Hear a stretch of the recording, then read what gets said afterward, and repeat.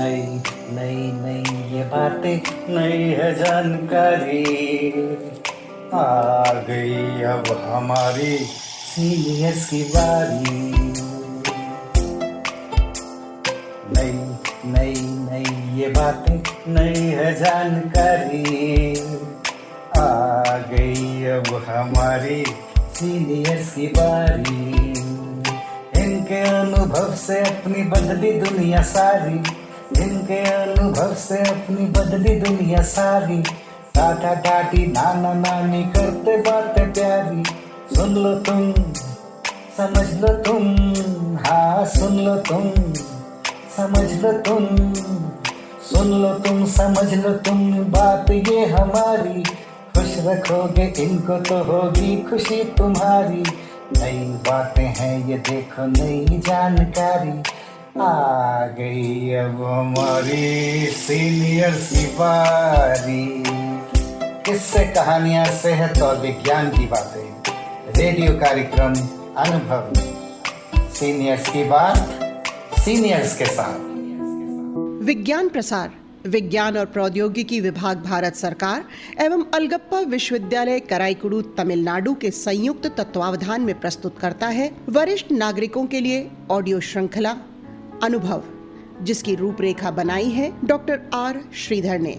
इस श्रृंखला के अंतर्गत ये कार्यक्रम आप सुन रहे हैं IIMC के सामुदायिक रेडियो अपना रेडियो 96.9 FM पर। ये कार्यक्रम हमारे mentor professor doctor Sangeeta Pranvendra के मार्गदर्शन में प्रस्तुत किया गया है।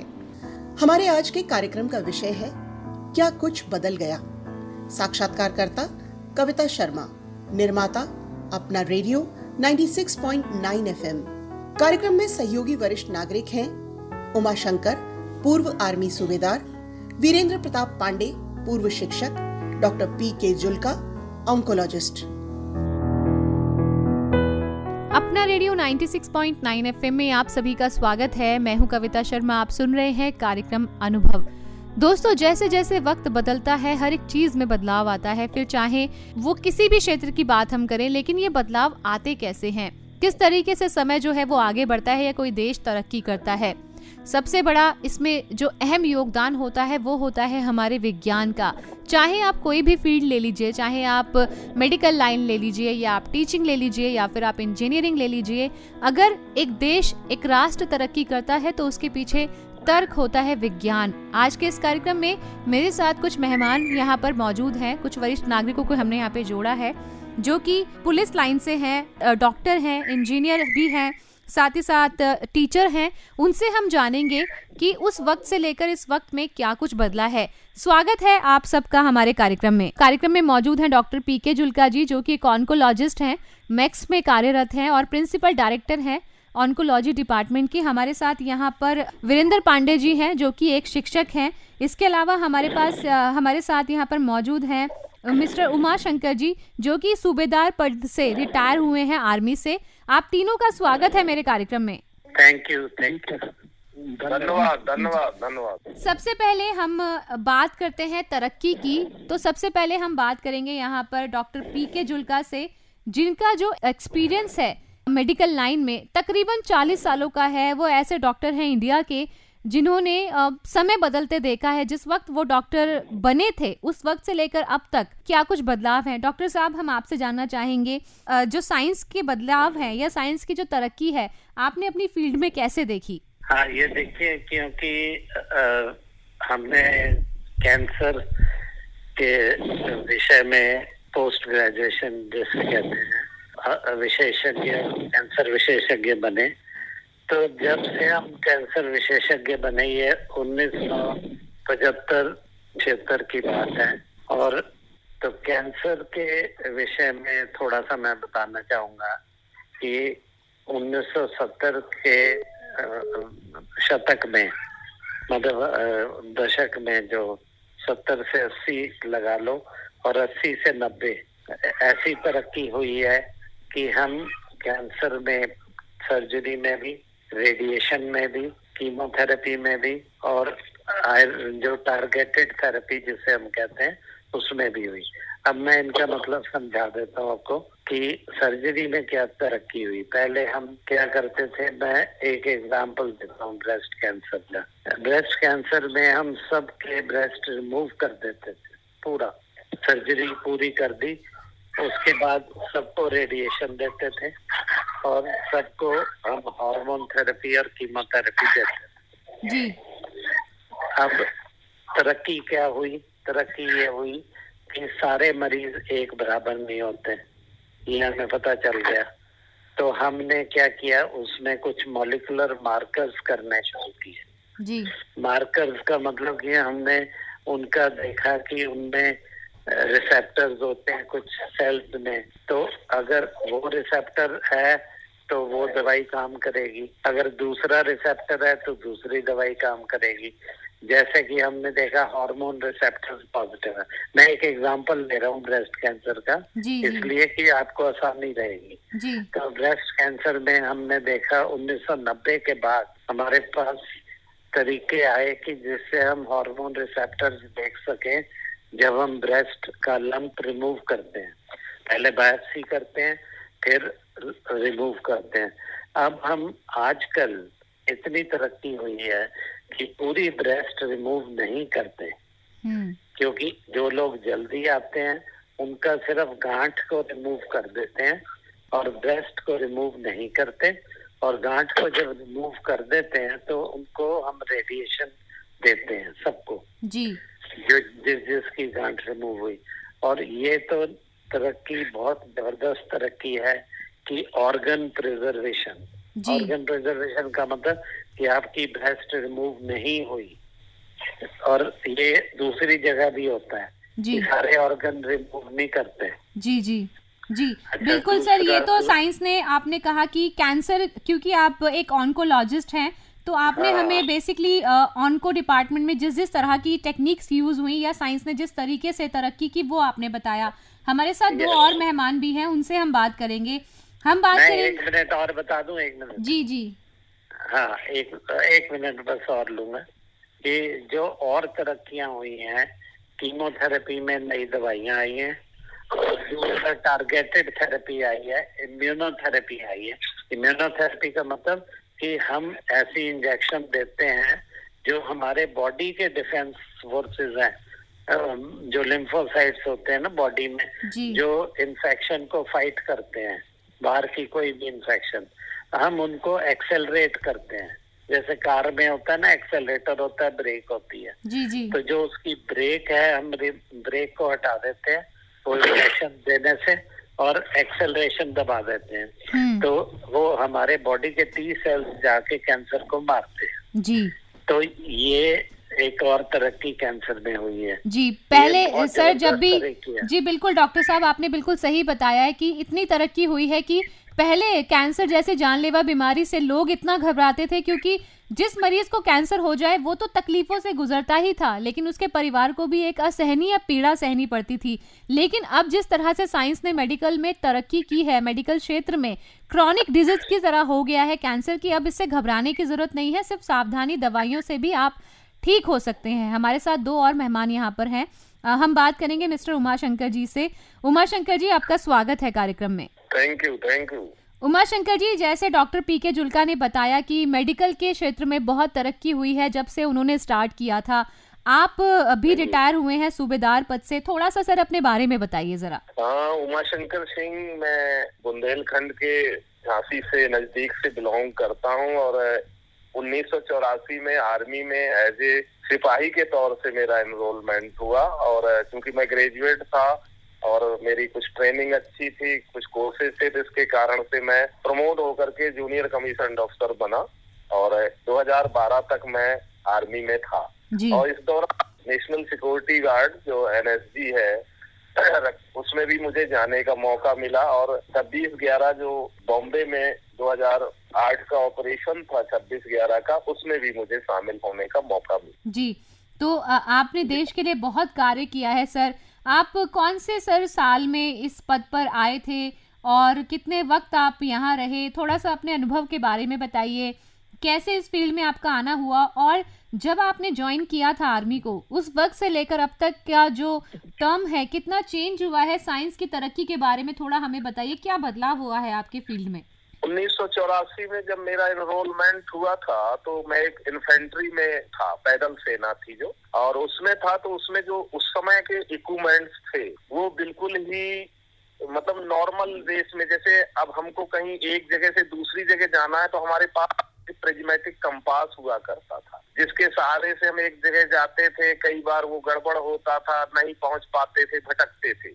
थोड़ा सा और जो चले तो हमारे पास में जीपीएस है, ग्लोबल पोजीशन सिस्टम, जिसमें कि हम सारा चीज सिस्टम कर देते थे। वो हमको तुरंत बता देता था कि आपको 2 किलोमीटर पे ये पॉइंट्स मिलेंगे, ये मेन जो है इम्पोर्टेंट लोकेशन होगी जाना, और बड़े आसानी से हमने जीपीएस के जरिए से शुरू किया। तो ये सारा विज्ञान का ही चेंजिंग था।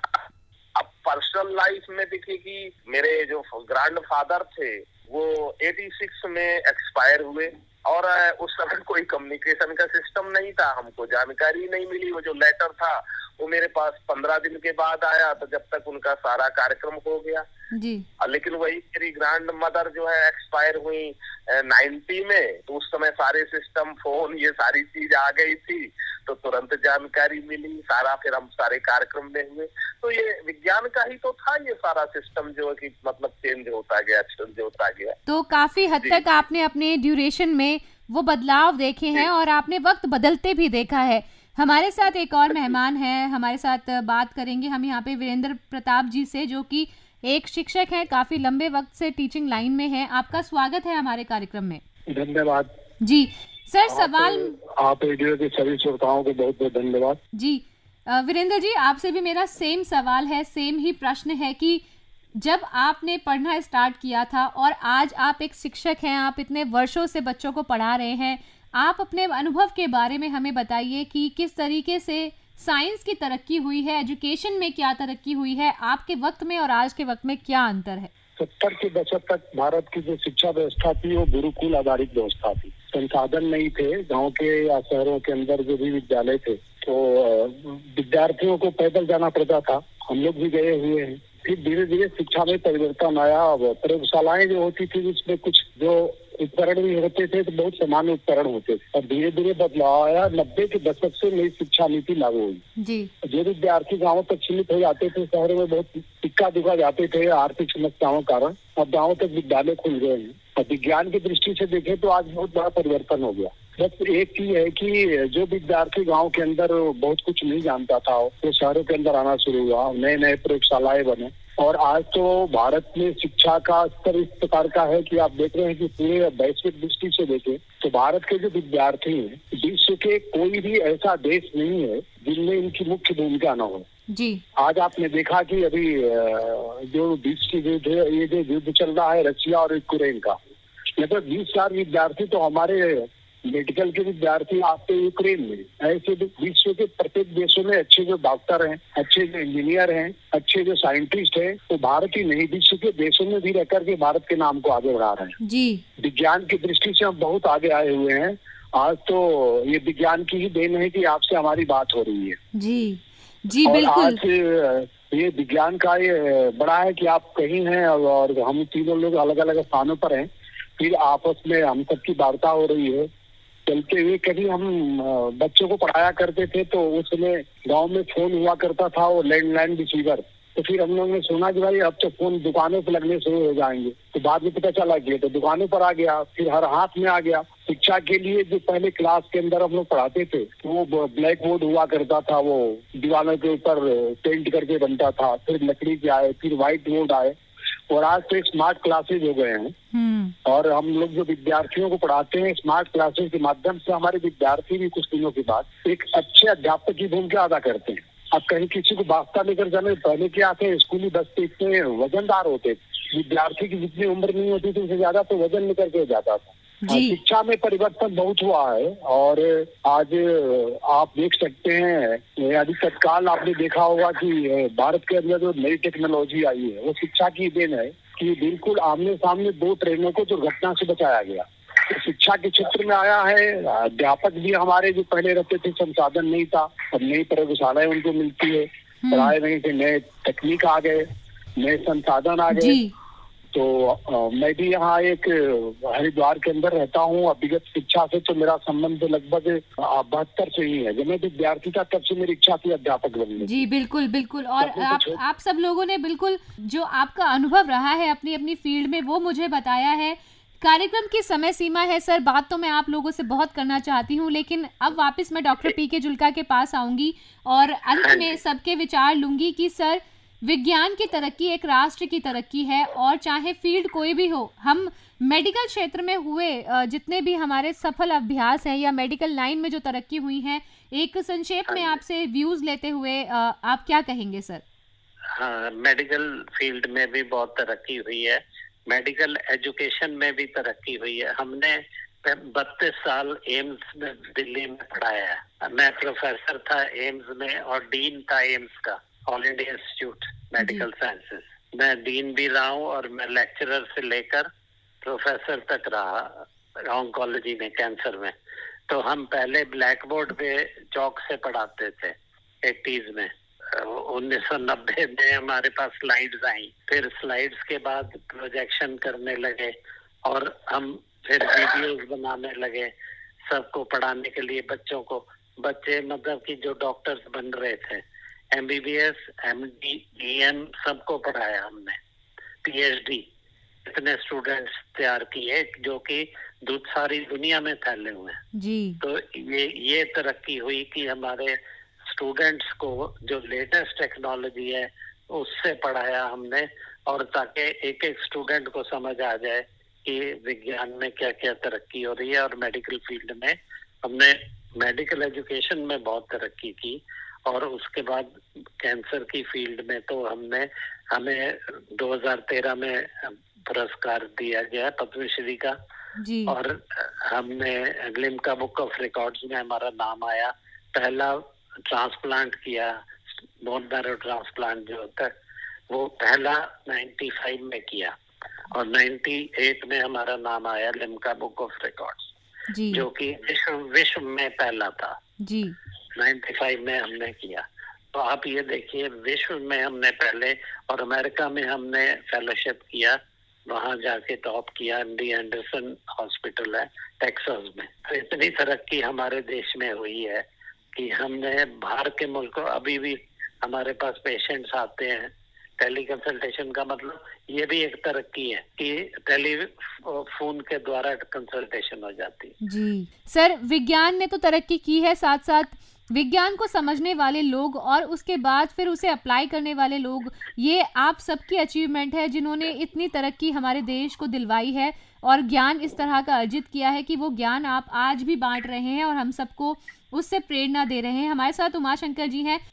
तो मेरा तो ये कहना है कि ये विज्ञान की प्रगति है कि जो आज भी देखे यूक्रेन का, रूस का चल रहा है, जिस तरह की सारी चीजें जानकारी हम ले रहे हैं। पहले सारी घटनाएं होती थी, कंधार का जो है, जिस समय कंधार का हवाई जहाज जो अपहरण हुआ था और हमने जब ये 26/11 ऑपरेशन किया, ये विज्ञान की प्रगति की कितनी हमने प्रगति की है। और वही प्रगति के कारण है कि आज भारत की तरफ कोई मुंह उठा करके देखना नहीं चाहता। अगर विज्ञान का ये डेवलपमेंट नहीं होता तो 62 और 71 की तरह आज भी हम उसी तरह से वो पुरानी चीजों में फंसे रहते थे। तो विज्ञान ने बहुत कुछ किया है।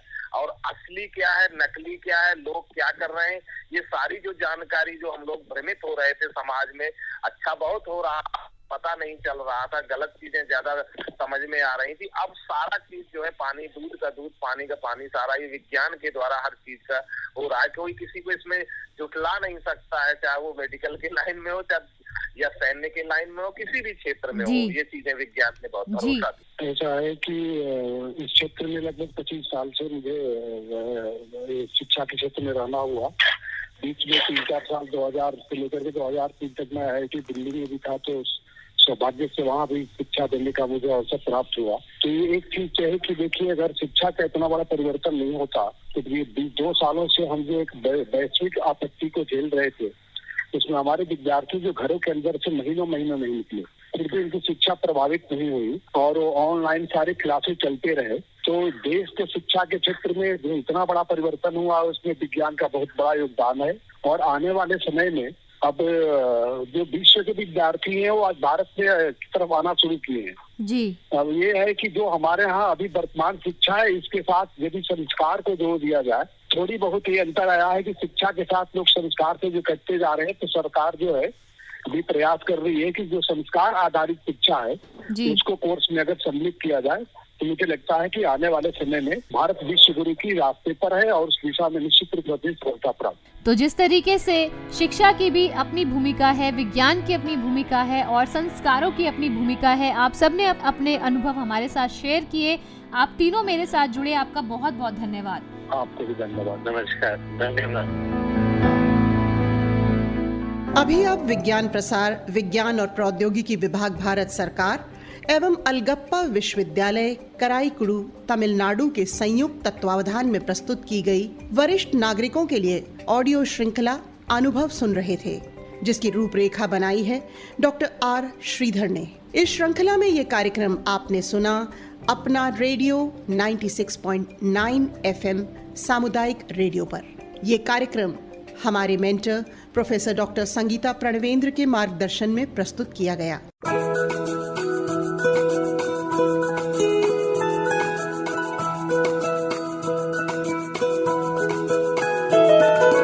मेरी ख्वाहिशें, मेरे अरमान, मेरा बस यही सपना, जिंदगी में हर कोई समझे हम सफर मुझे अपना अपना, बस अपना।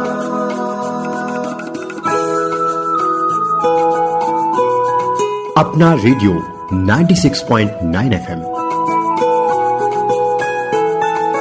अपना, बस अपना।